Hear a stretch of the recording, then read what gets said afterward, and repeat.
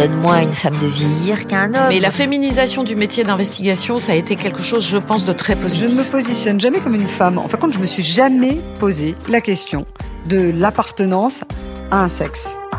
Femmes de télé, c'est le podcast qui donne la parole à celles qui rayonnent sur le petit écran. Bonjour, je suis Marie-Amélie Druenne, journaliste à Télé Loisirs. Ça fait 14 ans qu'elle égaye le quotidien des Français et qu'elle fait des merveilles de ses petites mains. C'est la Madame Déco de M6. Elle est un peu la bonne fée, la bonne copine et surtout, elle a toujours le mot pour rire. Et oui, vous l'avez deviné, aujourd'hui, Sophie Ferjani est mon invitée. J'avais envie d'en savoir plus sur elle. Après tant d'années passées aux côtés de Stéphane Plaza, je vous confirme, elle a bien des choses à raconter. Sophie, bonjour. Bonjour Marie-Amélie, ça va ? Alors ça va très bien. Donc Sophia, elle est en direct de Marseille, elle a le soleil. Exactement. Alors moi j'avais envie d'en savoir un peu plus sur vous. Ça fait 14 ans qu'on vous voit à la télé, que vous égayez un peu nos soirées. Mais finalement, je sais pas grand-chose de vous. Je ne sais même pas comment tout a commencé à vrai dire. Alors est-ce que si on se replonge dans vos souvenirs, comment tout a commencé ? Marie-Amélie est très curieuse. Alors, comment tout a commencé ? Donc effectivement, ça fait 14 ans que je fais de la télé. À la base, je me suis pas du tout réveillée un jour en me disant je ferai de la télé. Moi, ce que je voulais, c'était juste être une femme accomplie, une working girl, tu vois. Et en fait, moi, j'ai été élevée à la campagne par des parents formidables qui m'ont toujours dit dans la vie, ma fille, ça sert à rien d'être belle, ce qu'il faut, c'est travailler et réussir par ton travail. Et en fait, je me suis découvert très tôt, puisque j'étais à la campagne et qu'on se faisait chier, on va dire les choses, j'ai découvert très tôt le bricolage, le dessin, la couture, la cuisine. Donc en fait, voilà, je savais que je voulais me diriger vers un métier un peu comme ça, où on dirigerait un peu les autres, parce que j'aime bien être la petite chef, et on ferait du bricolage et de la déco et de la maison. Quand j'étais en fin de collège, j'ai eu une révélation, moi, en art appliqué. Alors vous savez, le prof d'art plastique que tout le monde déteste au collège, sauf que moi, ça a été l'homme de ma vie, entre guillemets, et d'ailleurs, je crois que personne ne lui a jamais dit. Je crois que j'étais peut-être la seule, mais il était formidable. Il m'a appris la perspective, enfin plein de choses. Et c'était une révélation. Je me suis dit, ouais, mais c'est ça que je veux faire, c'est évident. Et mes parents m'ont dit, oh ma chérie, tu sais, faire un baccalauréat art appliqué, ils ont un peu tous les cheveux rouges et puis ils fument et tout. Nous, on a un peu peur. Donc en fait, voilà, ils m'ont pas trop laissé partir là-dedans. Et puis ils m'ont dit, bon, si tu aimes toujours ça après ton bac, tu te dirigeras vers les arts appliqués. Donc, ok, j'ai fait un bac scientifique parce que c'était la deuxième chose que j'adorais, c'était les maths et les sciences. Et puis, à la fin de mon bac, j'ai dit, coucou, en fait, j'aime toujours ça, je veux toujours en faire. Donc, ils m'ont dit, ok, vas-y. Et donc, j'ai fait des études d'art appliqué, de la communication visuelle, espace de communication. Donc, en gros, c'est tout le design d'espace, où on apprend à faire de la pub en volume, décorer des espaces, faire de la scénographie, de l'événementiel, etc. Et j'ai fait ça pendant 7 ans. Et j'adorais ça. Sauf qu'au bout d'un moment, en fait, il y a des valeurs qui m'ont rattrapée, qui n'étaient pas les miennes, d'argent, etc. Parce que dans le milieu de la pub, comme tous les secteurs, devient de plus en plus dur. Et donc, je me suis lancée à mon compte. Alors, j'ai continué à faire de la pub au début. Et comme moi, je faisais de la pub, mais de la décoration dans la publicité, petit à petit, j'ai fait de plus en plus de la décoration pour les gens. Donc, c'est ce que je voulais faire à terme. Et donc, voilà, je me suis mis à faire de la déco. J'ai réussi petit à petit à inverser la vapeur, de moins en moins de pub et de plus en plus de décoration et d'architecture intérieure. Et puis, au bout de 2 ans que j'avais lancé ma boîte, j'ai reçu un petit mail comme ça qui disait « Bonjour Sophie, ça vous intéresse de co-présenter une émission de décoration ?» Waouh. Qu'est-ce qu'on pense à ce moment-là ? Et à ce moment-là, on se dit, mais c'est génial, ça va me faire de la pub. Parce qu'en fait, moi, je pensais qu'à ça. Je pensais pas du tout à passer à la télé, je m'en foutais. Enfin, c'était pas important. Puis même pour moi, dans mon éducation, passer à la télé, c'était pas une valeur noble, quoi. C'était pas un truc cool. Enfin, voilà, c'était facile. Enfin, il n'y avait pas besoin d'avoir travaillé pour ça, en fait, tel qu'on m'avait éduquée, moi. Et donc, je dis, oui, avec plaisir. Donc, j'ai passé les castings. Et puis, j'ai appris après, plus de 80, passer ce casting, pour, le rôle de la décoratrice. Et puis, j'ai été choisie, voilà. J'ai rencontré Stéphane Plaza, qui n'était pas encore connu à l'époque, parce que c'était le début. D'accord. Voilà. Et ça a tout de suite matché avec Stéphane. Il est fantastique. Tel que vous le voyez, en fait, à la télé, quoi.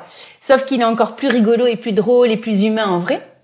Et voilà, et donc on s'est tout de suite entendu, il m'a écrasé les pieds en rentrant dans un appartement, alors que j'avais déjà la cheville en vrac, mais j'avais pas osé le dire parce que j'avais peur de me refouler au casting. Donc voilà, il m'a bien écrasé pile la cheville qu'il fallait pas. Donc voilà, c'est vraiment lui, Pierre Richard, quoi. Et puis ça s'est fait comme ça. Et pendant 1 an, 2 ans, 3 ans, moi je me disais c'est génial parce que ça me faisait rentrer en fait au niveau de mon activité des clients, petit à petit, ça s'est pas fait du jour au lendemain. Et puis je me disais pour moi c'est juste de la pub et tout, sauf qu'en fait c'est devenu mon métier et au bout de 14 ans c'est mon métier. Je n'ai plus honte de dire je suis animatrice télé parce que je suis architecte d'intérieur avant tout et qu'on me filme en train de faire mon travail, quoi. Alors j'avais envie de revenir sur cette petite anecdote, ce premier casting passé avec Stéphane Plaza. Vous vous souvenez dans quel état d'esprit vous étiez? Est-ce que vous avez pensé de lui directement? Alors, comme je disais, à l'époque, il était à peine connu parce qu'il y avait Recherche Appart qui existait depuis peut-être 1 an, mais vraiment, je sais même pas si je l'avais déjà vu, moi, à la télé, Stéphane y commençait. La première fois que je l'ai vu, c'était un peu le beau gosse, sympa et drôle, parce que moi, dans la vie, tout ce qui compte, c'est rire. Je veux rire tous les jours, je n'aime que rire. Et donc, en fait, tout de suite, oui, j'ai forcément rigolé. Puis c'est passé tout de suite, on nous a mis, en fait, on avait caché des caméras dans un appart témoin, et on nous a dit, allez-y, pour passer le casting, le mieux, on fait le test. On nous avait expliqué le concept de maison à vendre. Et on nous avait dit, rentrez dans cet appart, et puis qu'est-ce que vous diriez, qu'est-ce que vous feriez, et tout. Donc, en fait, tout simplement, on s'est mis et en fait, ça a matché tout de suite aussi, pas que le côté humain, mais professionnellement. C'est-à-dire que chacun a trouvé tout de suite sa place. Je me suis mise à prendre les mesures, il s'est mis à regarder un détail, le compteur électrique, très naturellement, sans s'être briefé avant, sans se connaître 2 minutes avant. Et voilà, et on s'est mis à échanger, à parler. Et qu'est-ce que t'en penses? On ferait bien ça. Et puis on a rebondi sur une vanne et voilà. Et ça s'est fait. C'était parti. Et c'était parti. Donc on le disait au tout début, ça fait 14 ans. Comment est-ce que vous expliquez cette durabilité à l'antenne? Alors je pense que notre secret, c'est de savoir se renouveler. C'est-à-dire qu'en fait, on ne le voit pas forcément, mais tous les ans, on essaie de se reposer les bonnes questions en interne à la prod sur ce qu'on pourrait faire pour améliorer l'émission. S'il y avait des choses un peu mieux, ou de toujours regarder à côté ce qui se fait. Et déjà, la décoration qu'on fait, elle évolue. Parce que forcément, même si on fait des choses neutres, parce que c'est du homestaging et qu'on se veut neutre, blanc, gris, etc., on insuffle un peu quand même de tendances déco. Et donc, comme les tendances, elles évoluent, forcément, nous, nos envies aussi, et tout ce qu'on met dans les émissions, ça évolue. Mais comment est-ce que vous expliquez votre durabilité à vous, en tant que co-animatrice? Qu'est-ce qui fait, à votre avis, que les téléspectateurs vous aiment beaucoup? Je ne sais pas. En fait, tout le monde me dit, j'ai l'impression que t'es ma copine. Et c'est vrai que quand je croise les gens, ils me disent, désolée si je te tutoie, mais en fait, j'ai l'impression qu'on se connaît depuis toujours, ou j'ai l'impression que t'es vraiment ma pote, et avec qui je parle tous les dimanches, ou avec qui j'ai des échanges, ou qui m'a donné un conseil. Donc c'est vrai que c'est peut-être ça, en fait, la force. C'est que de mon tempérament. Alors c'est vrai que moi je tutoie facilement et que j'aime sourire et que j'aime la vie et rigoler, et voilà. Peut-être que du coup ça me rend sympathique et que les gens ont le sentiment de me connaître. Est-ce que vous vous voyez encore longtemps à la télé? Alors pourquoi pas. Mais je crois que la télé, en fait nous on n'a pas d'âge, dans le sens où encore une fois on n'est pas des mannequins, on n'est pas des gens qui avons une durée de vie en termes d'image. On a un savoir-faire, et moi je suis une gamine dans ma tête, et Stéphane encore plus. Il est resté bloqué beaucoup plus jeune que moi, lui. Mais c'est-à-dire que même quand j'aurai 60 ans, je serai toujours une gamine qui découvre un nouveau carrelage et qui peut dire c'est trop beau, j'adore. Voilà, donc en fait cette passion, je pense que je la transmettrai toute ma vie. Donc je crois pas qu'on ait encore une fois une date limite de consommation. Est-ce que ça vous a déjà effleuré l'esprit d'arrêter parce que ça vous prenait trop de temps, par exemple, au détriment de vos autres activités? Alors, je m'en fous de la télé, dans le sens où j'adore parce que je m'éclate. Je fais ce que j'aime et ça m'épanouit. Voilà. Et bien sûr, après, je ne suis pas folle. Je sais que ça participe à mon image et que mon magasin, certainement, il existe grâce à ça. J'aurais pas pu ouvrir mon magasin si j'avais pas été connue, parce que j'avais pas de fonds propres. J'ai pu accéder à un épanouissement, et les gens ont envie de m'écouter, les gens ont envie de dire c'est quoi Sophie la tendance, si je sors une collection de linge de lit, ils ont envie de l'acheter, si je sors une collection de vaisselle, ils en auront envie parce qu'ils me connaissent. Voilà, ça m'a permis de me faire connaître. Donc ça, je ne crache pas dessus. Mais s'il faut que ça s'arrête, en fait, je me trahirai jamais. J'aime, je m'amuse, donc je continue. Mais voilà, j'espère que j'arriverai toujours à trouver des émissions qui me plairont. Je sais que j'ai des projets d'émissions et que j'ai des envies de parler de vivre autrement dans des espaces plus écologiques, d'aller à la rencontre de gens qui vivent autrement aussi, les tiny house, plein de sujets qui me parlent énormément. Pour l'instant, je trouve pas l'oreille en fait, qui me propose mes émissions. Donc pour l'instant, voilà, je végète un peu en me disant, j'ai maison à vendre, je suis très contente et j'adore et parce que je travaille avec Stéphane, tout se passe bien. Mais voilà, le jour où ça me saoulera parce que, tant pis, j'arrêterai. Ouais, voilà. On se prend pas la tête, on se laisse aller. Voilà. Moi, je sais ce que j'ai envie de dire et ce que j'ai envie de raconter. Et voilà, j'espère juste que je trouverai les créneaux et les vecteurs pour pouvoir communiquer. Et puis, si personne n'a envie d'écouter, tant pis. Ou si on voilà. Effectivement, quand on entend votre nom, Sophie Ferjani, on pense immédiatement à Stéphane Plaza. Vous formez un duo à l'antenne. Et ce qu'on a envie de savoir, c'est est-ce que votre amitié va au-delà des émissions ? Oui. Stéphane, c'est un mec génial. Alors, je vais pas non plus dire qu'on se voit toutes les semaines et qu'on a le temps parce qu'on a des vies un peu très prises de chacun de notre côté. Moi, par ma vie de famille, mon magasin et puis mon cabinet d'archi, etc. Lui, par toutes ses émissions et il est tellement multicasquette. Donc, on n'a pas tant le temps que ça de se voir, mais il y a une profonde amitié et un profond respect mutuel. Ouais. Donc ça, vraiment, Stéphane est mon ami. Quel regard est-ce que vous portez sur sa carrière ?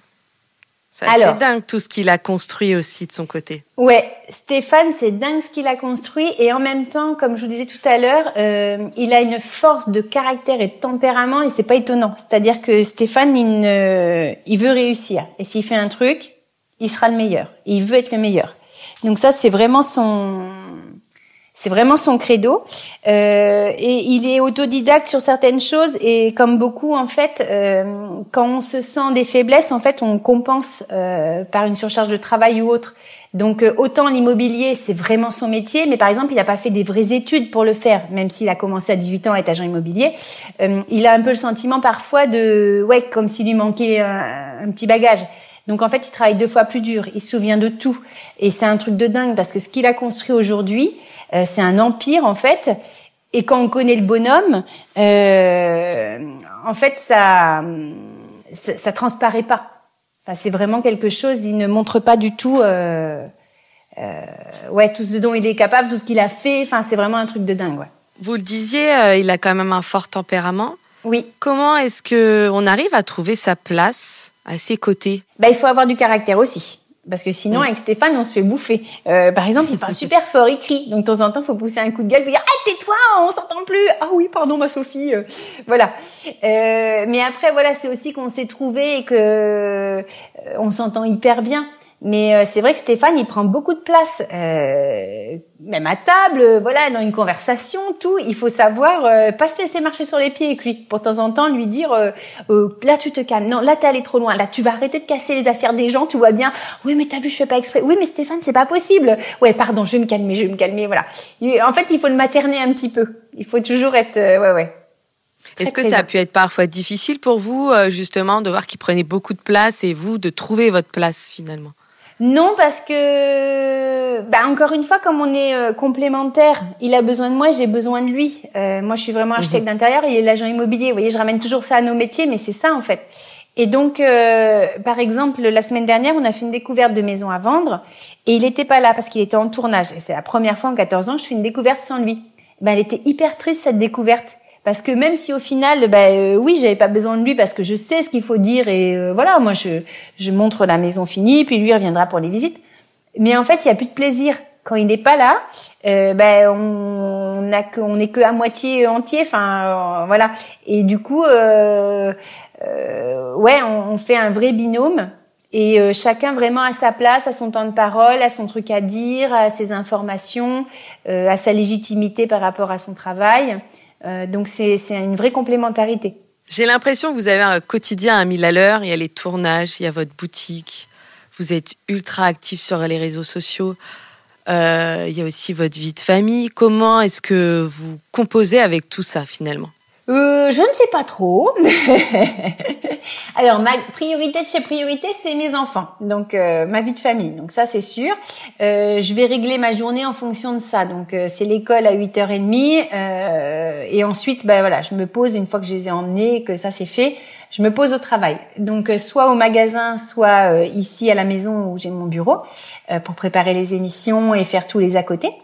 Mais non, mais je crois que un peu comme toutes les mamans aujourd'hui et même les papas, parce que franchement, moi mon mari il en fait énormément, il m'aide tellement. C'est juste les parents d'aujourd'hui quoi, d'arriver à gérer un planning. Faut être organisé en fait. C'est vrai que sur les murs dans l'entrée, il y a le planning de mon fils qui est au lycée, il y a le planning des deux petits. Le planning des soirs où il y a des activités physiques et sportives. Il faut, c'est de l'organisation. Alors, rappelez-nous vos enfants, ils ont quel âge Alors, ils ont 15, 10 et 6 ans. D'accord. Donc, 3 garçons. Et 3 garçons. Et ouais. On choisit pas, hein, mais je suis très contente, hein. Ils sont adorables. En fait, c'est génial. Donc, je ne saurais jamais ce que c'est que d'avoir une fille parce que c'est fini, j'arrête. Je n'en peux plus, c'est trop fatigant. Mais c'est génial. En tout cas, eux sont adorables. Est-ce qu'ils vous aident aussi sur la déco ? Est-ce qu'ils sont déjà très manuels ? Alors, ils aiment bricoler, ouais. Ils le font pas beaucoup, mais un peu. J'ai vu, en fait, pour leur peu de pratique, qu'ils avaient pas les deux pieds dans le même sabot, donc je suis très contente. Ils se débrouillent. Ils aiment tous les 3 dessiner, les arts appliqués, donc a priori, c'est cool. Ouais, ils ont une sensibilité. En fait, c'est des grands sensibles. Et ça, j'en suis très fière. En fait, quand vous avez commencé votre carrière télé, si je calcule bien, certains de vos enfants étaient très petits. Oui. Alors, vous avez dû souvent vous absenter. Est-ce que c'était pas trop compliqué, de les laisser ? Alors, c'était pas trop compliqué parce qu'encore une fois, mon mari gère très très bien. C'est-à-dire que depuis toujours, hein, il s'est levé un biberon sur 2 la nuit. Il a toujours changé les couches. Il les a toujours habillés le matin pour les emmener à l'école. Il a fait faire les devoirs. Il leur a pris le bain. Enfin voilà, il a toujours fait exactement le même taf que moi. Sans aucune distinction, papa ou maman, ça a toujours été pareil. Donc quand je m'absentais, comme une maman, ça arrive souvent, hein, quand le mari s'absente, elle gère quoi. Lui, il a toujours géré sans aucun problème. Mon regret quand même, ça a été effectivement le premier, il avait pile 1 an pour le premier tournage de Maison à vendre. Et c'est là où je m'en suis un peu voulu. Je me suis toujours dit oui. Enfin, ça m'a appris un truc, c'est ne dis pas oui à tout à la télé. Mes priorités, c'est ma vie de famille et mes enfants. Donc, à refaire, j'aurais décalé le tournage. Voilà. C'est juste là où j'ai pas osé. C'était le début, le premier tournage. Genre limite mes premiers jours de tournage. On m'a donné ces dates, j'ai dit oui, ok, mon fils est parti chez mes parents et j'ai reçu la photo, c'est vrai, où il était avec mes parents en train de souffler sa bougie d'1 an. Ça a été un peu un pincement au cœur et c'est ce qui m'a fait dire j'imagine. Plus jamais. Voilà.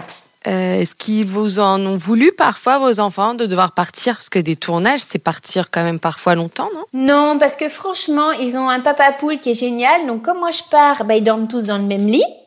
Ils foncent au magasin de jouets dont je tairai les noms. Ils achètent des cartes, des petits paquets de cartes tous les jours. Ils mangent de la bouffe américaine. Donc, c'est les vacances quand maman n'est pas là, quoi. Ils sont très contents que je ne sois pas là. En fait, c'est trop la fête à la maison. C'est la fiesta. Vous semblez travailler énormément. Votre famille, c'est votre priorité, c'est ce que vous me dites depuis le début de cet entretien. Et votre mari semble hyper important, c'est votre associé. Racontez-nous quel rôle il joue au quotidien, certes sur la vie de famille d'un côté, mais aussi, je crois que vous êtes associé dans votre boutique. Exactement. Alors, mon mari, pour vous résumer un peu l'histoire, on s'est connus très très jeunes parce qu'on est mariés depuis 20 ans et donc on s'est connus au lycée. Amour de jeunesse, on s'est aimé, après on s'est un peu séparés, il était parti à l'armée, et puis après il est revenu et voilà, on est ressortis ensemble très tôt, enfin jeunes, et donc ça fait 20 ans qu'on est mariés. Mon mari, j'ai la chance, en fait, c'est une personne, dans ses yeux, je me sens belle et grande. C'est con, hein, mais ce que je suis souvent, enfin, je sais que c'est grâce à lui. il est un peu comme par rapport à moi, comme moi je veux être par rapport à mes enfants. C'est-à-dire, c'est une éducation où on essaye d'encadrer, d'entourer, de protéger, mais sans jamais que les enfants touchent les bords. Je sais pas si tu vois ce que je veux dire. En fait, c'est ça qui est hyper important. Je sais qu'il est toujours là, présent, bienveillant, mais il me sert pas, quoi. Enfin, voilà. Je suis très libre de faire ce que je veux. Et je sais qu'il va toujours accepter, enfin me suivre, valider, voilà. En fait, c'est mon plus grand fan parce qu'il trouve que tout ce que je fais, c'est génial. Donc ça aussi, c'est super. C'est en fait de se sentir, c'est lui qui me renvoie la plus belle image de moi. Donc après mes parents, il y a mon mari. Ça, c'est formidable, quoi. Donc grâce à lui, c'est vrai que je me suis souvent dit, est-ce que je serais là? Alors lui, il me dit, mais oui, mais bien sûr, t'aurais été mariée avec n'importe qui, ça aurait été pareil. J'ai quand même la chance qu'ils me fassent pas chier et qu'ils me disent à tout ce que je fais c'est génial et qu'ils soient pas parce que je vois plein de maris qui en boutique qui disent à leur femme ah non on n'achète pas ce coussin. J'ai envie de dire mais qu'est-ce que t'en as à foutre, en fait tu n'as rien à faire de la déco, c'est elle qui aime ça, pourquoi tu donnes ton veto sur le choix du coussin? Ça me saoule. Bref, et voilà, j'ai la chance qu'ils soient pas comme ça. Et quand j'ai voulu faire des trucs, quand j'ai dit à un moment allez je crée ma boîte, il m'a dit oui ok vas-y. Voilà, jamais il m'a dit oh j'ai peur ou autre, voilà. Il m'a toujours encouragé, supporté dans le sens bravo, mais aussi supporté parce que je suis casse-couille, donc dans tous les sens du terme. Et donc voilà, si je suis là aujourd'hui, c'est certainement aussi beaucoup pour lui, enfin grâce à lui et pour lui, parce que j'aime aussi du coup le rendre fier. Ensuite, on est très complémentaires. Donc lui, il vient de la grande distribution, il avait passé 18 ans dans la grande distrie, où il sait finalement tout vendre. Il a fait toutes les étapes du process d'être acheteur à directeur de magasin, directeur régional, vendeur, enfin il a tout fait. Et puis moi, je connais très bien le métier de la décoration, et en tout cas, j'ai ma sensibilité. Et puisque c'est ça que je mets en avant dans le magasin, je dis pas que ce que j'aime c'est beau, non, c'est que juste si vous aimez ce que je fais, venez chez moi, vous trouverez... vous serez content. Et donc, on se complète très bien parce que je vais, par exemple, choisir une jolie tasse et lui va passer derrière pour dire, attends, quel est son prix d'achat, quels sont les délais d'approvisionnement, quel est le franco, enfin voilà, tous ces trucs. C'est lui qui gère, quoi. Donc, moi, je choisis et puis lui, il fait tout le reste. Voilà, c'est un peu ça. On est très complémentaires. Et faire une émission avec votre mari, est-ce que c'est quelque chose qui vous a déjà traversé la tête? Pas du tout, parce que lui déjà, souvent on l'appelle l'homme de l'ombre. Il a jamais voulu se mettre en avant. Il ne veut pas qu'on sache qui il est. Ça ne l'intéresse pas du tout. Et donc non, c'est vraiment pas un truc qui lui plairait. Et puis moi, c'est mon domaine en fait. Il faut que chacun, c'est un peu comme son jardin secret, quoi. Quand on connaît trop bien une personne, c'est presque trop intime de faire une émission avec lui. Je sais pas si tu vois ce que je veux dire, mais c'est deux choses différentes. C'est mon mari, mon amoureux et mon chéri et mon complice professionnel et tout. Mais la télé, ça reste autre chose. Donc non, je ne pense pas. Comment est-ce qu'il vit votre notoriété? J'imagine que vous êtes quand même parfois reconnu dans la rue. Oui, bah tu sais, lui c'est mon protecteur, donc il marche toujours un mètre derrière, il écoute, il regarde les gens, toujours prêt à attaquer. C'est quelqu'un de pas gentil, tu vois. Sur les réseaux sociaux, bah s'il y en a qui voient qu'ils se sont fait engueuler, c'était lui. Donc il s'invente des pseudos pour surveiller. Tu sais, sur tous les réseaux, quand il y a une émission en direct, il commente, il va tacler tous ceux qui sont pas gentils ou autres. Donc c'est mon chien de garde. Il me défend. Ça va, il est pas trop jaloux de Stéphane Plaza, de votre relation avec Stéphane Plaza. Tout va bien. Il est toujours vigilant au cas où, quoi. Tu sais, ça reste un mari, hein. Non, mais il est pas du tout jaloux parce que, il le connaît aussi. Donc, il déconne avec lui et il connaît le bonhomme, quoi. La télé versus la décoration. Quel temps ça prend? Est-ce que vous êtes plus animatrice télé? Est-ce que c'est 50-50? Alors, le truc, c'est que dans ma tête, c'est toujours en ébullition, la nuit, tout, je suis toujours en train de bosser. Donc, si tu veux, dans ma tête, tout prend toute la place et que c'est 50-50. En vrai, si vraiment je comptais le nombre de jours où je suis en train de travailler sur les émissions ou de tourner, ça représente peut-être que 30 à 40% de mon activité, peut-être que 30%, on va dire. De mon activité. 30% la télé, ouais. D'accord. Mais c'est vrai que c'est tellement intense. Et puis encore une fois, tu sais, les projets, tu dors avec, tu les as toujours en tête. Enfin, par exemple, je suis déjà en train de cogiter et je l'ai toujours en tête sur la prochaine émission. Donc en me promenant, même dans les bois ou en allant sur un salon pour faire un repérage pour mon magasin, Je vais toujours me dire, ah tiens, ça c'est pas con pour la prochaine émission Maison à vendre, tiens, je note ou je prends la photo. En fait, on a toujours tout en tête, on dort avec, enfin, c'est un métier qui est tellement prenant, et puis l'univers de la création, c'est un plaisir, c'est pas un métier, c'est une passion en vrai. Donc, tout est toujours présent. Mais, ouais. Mais si vraiment on devait faire un ratio mathématique, je dirais que c'est peut-être 35% du temps pour la télé. Ouais. Est-ce que vous pourriez dire que la télé, elle a changé votre vie? Je sais pas, parce que qu'est-ce que je serais aujourd'hui s'il n'y avait pas la télé? Bonne question. Elle l'a pas. Bah oui, elle m'a tout rendu peut-être plus facile, mais parce que j'ai travaillé peut-être plus dur. On peut pas savoir. Puis on me dit toujours avec des si, mais je ne sais pas. Je ne sais pas faire la part des choses entre. Pour moi, il y a rien de gratuit, puis il y a pas de hasard non plus dans la vie. Enfin, on obtient tout par le travail. S'ils sont venus me démarcher ce jour-là en me proposant le casting par mail, c'est parce que depuis un an, j'avais pas beaucoup de travail, mais que tous les jours à 8h, j'étais devant mon ordi, que je donnais gratuitement des conseils et que j'étais très active sur les réseaux de l'époque pour me faire connaître. Et donc tout ça me rapportait pas d'argent, mais m'a rapporté en fait ce contact où on m'a proposé un casting. Donc rien n'arrive par hasard en fait.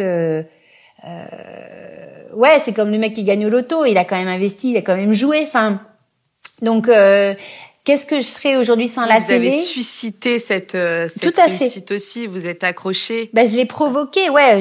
Ouais. Donc s'il y avait pas eu la télé, je pense que j'aurais quand même. Je pense que j'aurais quand même eu la volonté d'être fière de moi et de réussir. De réussir, ouais. Si 14 ans de carrière, si on fait un peu le bilan, qu'est-ce qui a été le plus difficile pour vous à surmonter? On se doute bien que c'est pas forcément tout rose et tout linéaire. Quel a été l'obstacle majeur? C'est des têtes, c'est con, hein, même me faire reconnaître au niveau de la prod et tout à la télé. Plus en fait en interne, c'est con, hein. Mais l'émission en soi, c'est toujours très bien passé. Mon travail, je sais le faire. Je me remets en cause à chaque fois. Je fais en sorte de jamais. Je dis toujours à mes enfants, la confiance est ton pire ennemi. Donc il faut jamais être sûr de soi. J'ai toujours la boule au ventre avant de commencer un nouveau projet, et donc je vais le réussir parce que je veux pas décevoir. Enfin voilà. Mais c'est peut-être à la prod, ou des fois, je ne sais pas trop l'expliquer. Mais tu vois, on n'a pas trop de contact en vrai, même chez M6, même à la prod. Et puis ça a commencé. Peut-être que vous aimeriez être sollicité sur réfléchir sur des nouveaux projets d'émission, ce genre de choses. Oui, peut-être. Ouais, aussi, c'est vrai. Et puis pour être très terre à terre aussi, question financière. Quand j'ai commencé il y a 14 ans, effectivement, c'était tout le monde m'a dit tu vas faire de la télé, tu vas demander tant. Sauf qu'en fait non, c'est pas comme ça que ça se passe. L'argent en fait on le gagne par la notoriété, par la pub qui vient après derrière. Mais en fait faire une émission en soi, ça fait pas gagner sa vie. Enfin tu vois. Donc c'est tout ça. C'est vrai qu'il faut le rappeler, ça. On peut avoir un peu l'esprit biaisé. Ça y est, on passe à la télé. C'est clair. On gagne des 1000 et des 100. C'est clair. C'est pas comme ça que ça se passe. Non, puis en fait je taffe, et en fait mes clients, en fait je gagnerais mieux ma vie purement si on rapporte le prix du jour. Si je travaillais au classique comme tout le monde avec mes clients, quoi. Et sauf que la télé paye moins bien. Enfin, tu vois, c'est bête, hein. Mais voilà, et c'est plus ça au début où j'ai du mal. En fait, ce qui m'a fait chier, c'est qu'il fallait que je me batte et que je prouve. Mais vous vous rendez compte tout ce que je fais et tout par rapport au nombre de jours et tout. Bah oui, mais enfin, tu devrais être contente de passer à la télé. Donc voilà, c'est toujours ce rapport que j'ai toujours trouvé difficile, parce que moi la télé, je voulais pas en faire et je m'en foutais. Voilà, c'est là où j'ai eu des batailles. En fait, c'est elle qui me reste. Tu vois, c'est cette amertume qui me reste dans la bouche au bout de 14 ans. Dans les précédents échanges que j'ai pu avoir avec d'autres femmes de télé, certaines d'entre elles m'ont dit que c'était pas évident de négocier son salaire. Est-ce que c'est purement féminin? Est-ce qu'on a plus de scrupules en tant que femme? Peut-être, je n'ai pas la réponse à ça. Mais ça, c'est quelque chose que vous avez pu ressentir. C'est pas forcément évident, de réclamer ou de négocier. Alors, si tu veux, toujours pareil, je ne sais pas comparer, parce que forcément, j'ai pas d'éléments de comparaison. Donc je ne sais pas te dire, est-ce que je suis moins bien payée ou je l'aurais été mieux si j'avais été un homme, je ne sais pas. Ce qui est sûr, c'est que moi, ma façon de faire d'une manière générale, je déteste la négociation, je déteste les rapports à l'argent, et pour moi, chaque chose a une valeur. Et puis si, par exemple, je vois une tasse et qu'elle est trop chère, je l'achète pas, mais je n'en veux pas la tasse. Mais je déteste la négo, je déteste. Et moi, je sais le travail que je fournis, je sais l'implication que j'y mets, et ce que ça me coûte et vraiment et le rendu. Enfin, je sais ce que vaut mon travail et je trouve toujours ça très dégueulasse en fait quand on essaie de le négocier ou de le revoir à la baisse ou de dire ah bah allez on fait un test. Mais non en fait, voilà. Mais ça c'est vrai dans ma vie de tous les jours si tu veux. J'ai toujours eu beaucoup de problèmes avec ça. Les choses ont une valeur et puis si ça te plaît pas, tu prends pas quoi. Mais voilà. Donc est-ce que en tant que femme c'est plus compliqué? Je ne sais pas. Pour la première fois en 2021, on vous a vu dans un autre rôle que celui d'architecte d'intérieur. Oui. Vous avez participé à la compétition Domino Challenge. Ouais. Pourquoi est-ce que vous avez accepté, alors que ça s'écartait quand même assez, vraiment, de votre domaine d'expertise? Alors, j'ai accepté pour 2 raisons. La première, c'est que malgré tout, on m'a demandé quand même de juger de l'équilibre de la composition. Et ça, c'est mon vrai domaine. Pourquoi c'est beau et pourquoi ça te parle, à un moment, pourquoi ça fonctionne en termes de couleur, de volume, etc. Je suis quand même issue des arts appliqués et des arts plastiques où on a cette notion, que ce soit dans la maquette, dans la sculpture, dans tout. Donc, ça relève quand même une dimension, en fait, art plastique qui est la mienne. Et que je ne communique pas forcément à la base parce que j'ai quand même une patte designer, mais à la télé, c'est pas ce que je mets en avant, tu vois, dans les émissions Maison à Vendée Haute. Mais ça fait quand même partie de qui je suis. Et la deuxième raison, c'est que j'ai 3 garçons qui m'ont dit que si je n'y allais pas, j'étais plus leur mère. Donc voilà. Parce qu'il fallait que je ramène des dominos, que c'était trop génial et que déjà il y avait l'émission Lego qu'ils l'avaient pas vue et que celle-là j'avais intérêt de la faire. Pour eux c'était leur plus grande fierté. Et ça a été la première fois qu'ils me regardaient à la télé parce qu'ils s'en fichent de Maison à Vendre, mes gamins. Mais non. Mais si. Ils ne regardent pas Maison à Vendre. Mais ils s'en fichent. Quand je leur demande, maman, il y a maman à la télé. Tu sais, ils s'assiedent dans le canapé 2 secondes. C'est bon, maman, j'ai vu, je peux y aller maintenant. Donc non, ils s'en fichent. Mais là, ça les intéressait. Pour eux, j'ai été vraiment actrice de la télé ce jour-là. Donc voilà, c'est pour drôle. C'est drôle. Est-ce que d'autres chaînes vous ont déjà approché? Alors, parfois, oui, j'ai des demandes de gens qui veulent créer des nouveaux programmes et tout, qui ont envie de lancer des trucs. Moi, je suis en exclusivité avec M6, donc c'est un peu le mercato, c'est au mois de juin, on re-signe ou pas son exclusivité. Donc, de toute façon, il y a une chose qui est sûre, c'est que pour l'instant, je suis chez M6. Donc ça a fini par se savoir et du coup j'ai moins de demandes depuis un moment. Donc de toute façon j'étais obligée de refuser parce que je suis paxée. Et mariée à Stéphane Plaza aussi. Exactement. Alors Sophie, on va bientôt se quitter. Déjà Déjà, le temps passe vite en si bonne compagnie.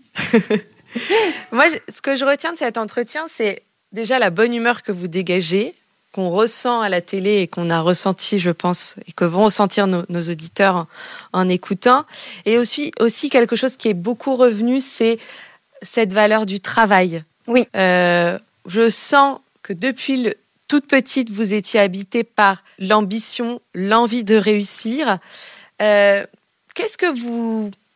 tips, quels conseils vous donneriez à nos auditeurs pour réussir dans la vie?